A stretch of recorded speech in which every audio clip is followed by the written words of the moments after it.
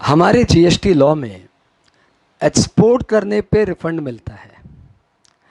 यदि आपने बॉन्ड से एक्सपोर्ट किया है यानी टैक्स नहीं दिया है तो आपकी जितनी आईटीसी है उसका प्रोपोर्शनेट अमाउंट आपको रिफंड मिलता है।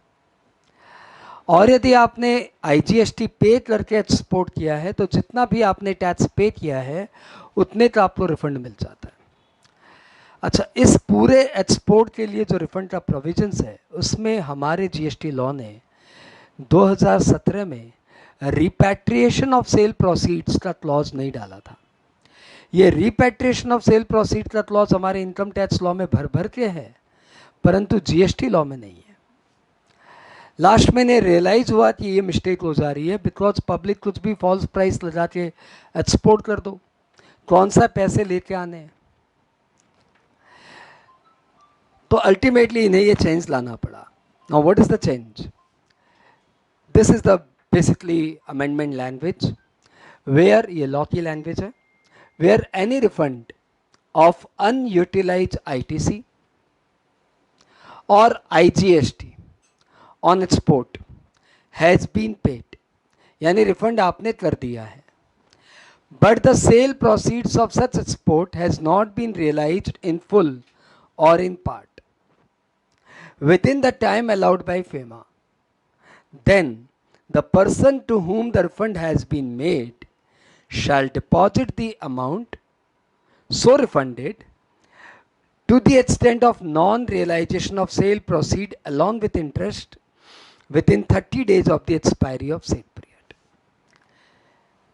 यानी आपने एक्सपोर्ट किया, चाहे बॉन्ड वाला एक्सपोर्ट और आईटीसी का रिफंड क्लेम कर रहे हो, या टैक्स दे के आपने एक्सपोर्ट किया और आईजीएसटी का रिफंड क्लेम कर रहे हो, तो जो भी आपने रिफंड का एप्लीकेशन लगाया और आपको रिफंड का अमाउंट मिल गया तो ये मत समझो चलो काम हो गया। अरे नहीं, अभी आपको ये रिफंड का पैसा आप तभी रिटेन कर पाएंगे जब आप इंडिया में सेल प्रोसीड्स इंडिया में लेके आए। You need to realize the sale proceed in India. यदि आप थोड़े भी पैसे नहीं लाए, या तो पूरा ही नहीं लाए या फिर थोड़ा नहीं लाए, तो इन दोनों ही केसेस में आपका रिफंड का पैसा आपको वापस लौटाना पड़ेगा। ये पैसे आपको कितने दिन के अंदर लाने हैं? With in time allowed by FEMA. यहाँ पे इन्होंने फॉरेन एक्सचेंज मैनेजमेंट एक्ट का रेफरेंस दे दिया। तो फॉरेन एक्सचेंज मैनेजमेंट एक्ट में जो भी टाइम लिमिट है उस टाइम लिमिट के अंदर आपको पैसे इंडिया में लाने पड़ेंगे। नॉर्मली 9 मंथ्स है, तो ये पैसे आपको इंडिया में लेके आने पड़ेंगे। यदि आप नहीं ला पाए तो जो रिफंड आपको मिला था वो पैसे आप खुद सुओ मोटो लौटा दीजिए, डिपार्टमेंट आपको नोटिस नहीं देगा। यानी आज आपने एक्सपोर्ट किया, रिफंड क्लेम किया, रिफंड का पैसा आ गया। अब फेमा की जो टाइम लिमिट है 9 मंथ्स, उसके अंदर आपको पैसे इंडिया में लाने थे, आप नहीं ला पाए, 9 मंथ्स एक्सपायर्ड। आपको आरबीआई ने कोई एक्सटेंशन भी नहीं दिया, तो 9 months expired, time limit expired. अब इस 9 मंथ्स के 30 दिन के अंदर, 9 मंथ्स की एक्सपायरी के 30 दिन के अंदर आप खुद वो पैसे जो आपको रिफंड मिले थे गवर्नमेंट को लौटा दीजिए विथ इंटरेस्ट 18%। जो भी इंटरेस्ट आपको इंटरेस्ट के साथ लौटाने पड़ेंगे विद इन 30 डेज। और यदि आपने नहीं लौटाए तो फिर गवर्नमेंट 73, 74 की जो रिकवरी प्रोसीडिंग्स है उसमें जाएगा। यहां तक लिया। तो लॉ में मुझे कहाँ लग रहा है कि यहाँ पे क्लैरिफिकेशन की कमी है। एक तो इन्होंने ये sale proceed of such export proceed has not been realize, ये नॉर्मली इनकम टैक्स जहाँ लिखता है वो लिखता है इन कन्वर्टेबल फॉरेन एक्सचेंज, ये वर्ड इन्होंने यहाँ पे लिखा नहीं है, परंतु आई होप ये इम्प्लाइड है कि आपको पैसे कन्वर्टेबल फॉरेन एक्सचेंज में ही लेके आने हैं। दूसरा, यदि मैं पैसे पूरे नहीं लाया लेकिन थोड़े लेके आया तो in that case what shell happen? Suppose मैंने सेल किया, एक्सपोर्ट किया 40 करोड़ का और इंडिया में मैं लेके आ पाया 30 करोड़ का, तो ऐसे में क्या होगा? तो इसके लिए इन्होंने लैंग्वेज दिया है to the extent of non realization of sale proceeds, यानी जितने एक्सटेंट तक आप पैसे नहीं ला पाए उतने एक्सटेंट तक आपको पैसे रिफंड करने पड़ेंगे। यहाँ पे वर्ड बेटर रहता है कि यहाँ पे लोग प्रोपोर्शनेट वर्ड इंसर्ट करते to the proportion of non realization यहाँ पे, लेकिन इन्होंने वर्ड यहाँ पे यूज कर दिया टू द एक्सटेंट। अब यहाँ पे डिबेटेबल लैंग्वेज है ये लैंग्वेज हमारे फेवर में नहीं है, बहुत डिबेटेबल लैंग्वेज है। एनी हाउ वी एज्यूम कि इसका इंटरप्रिटेशन डिपार्टमेंट वाले भी सराफत के साथ वही लेंगे जो होना चाहिए, कि जितना प्रपोर्शन पैसे आप इंडिया में ले आए उतना प्रपोर्शन रिफंड का पैसा रख लीजिए, और जितना प्रपोर्शन इंडिया का रिफंड का पैसा, जितना प्रपोर्शन आप सेल प्रोसीड इंडिया में नहीं ला पाए उतने प्रपोर्शन रिफंड का पैसा लौटा दीजिए. It should be like this.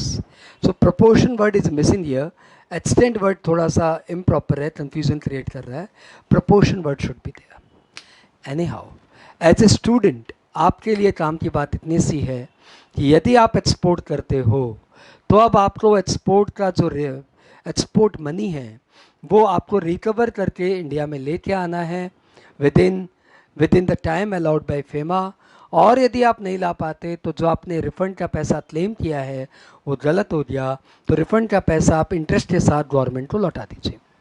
यदि आपका एक्सपोर्ट का पैसा थोड़ा इंडिया में आता है थोड़ा नहीं आता तो प्रोपोर्शनेट पैसे आप गवर्नमेंट को लौटा दीजिए. अच्छा, इसमें आरबीआई के पास पावर है कि आरबीआई ये recovery of cell proceed in India इसको वेव करने का आरबीआई राइट रखता है. तो यदि आरबीआई आपको ये वेवर दे दे कि you don't need to print this money in India तो फाइन. अच्छा, अब क्वेश्चन एक और आता है कि यदि हम लोग फेमा की टाइम लिमिट के अंदर इंडिया में पैसे नहीं ला पाए लेकिन वो पैसे हम बाद में इंडिया में ले आए, बाद में मतलब 9 मंथ्स के बाद, तो सर जो रिफंड का पैसा हमें पहले मिला था वो तो हमने लौटा दिया, क्या वो वापस मिल जाएगा? तो लॉ ये बोल रहा है यस, आपके पैसे वापस मिल जाएंगे. You apply with in 3 months, आपके पैसे मिल जाएंगे. सर ये 3 मंथ्स कहाँ से? जब आप वो पैसे रिपैट्रिएट कर लें इंडिया में, वहाँ से 3 मंथ्स के अंदर आप जीएसटी डिपार्टमेंट को अप्लाई करिए रिफंड के लिए, वो आपको रिफंड का पैसा दे देंगे.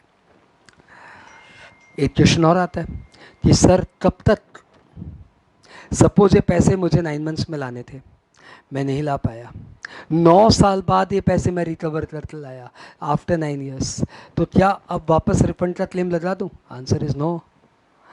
The money must be brought back within the time limit extended by RBI. जितना आरबीआई आपको टाइम लिमिट एक्सटेंड कर रहा है उस टाइम लिमिट के अंदर आपको पैसे लाने पड़ेंगे. ऐसा नहीं कि आप पैसे कभी भी इंडिया में लाइए, आप रिफंड का री एप्लीकेशन दे सकते हो. I hope the provision is clear. एक बार वो वीडियो बुक आपको फिर से पढ़नी चाहिए. Thank you, bye bye.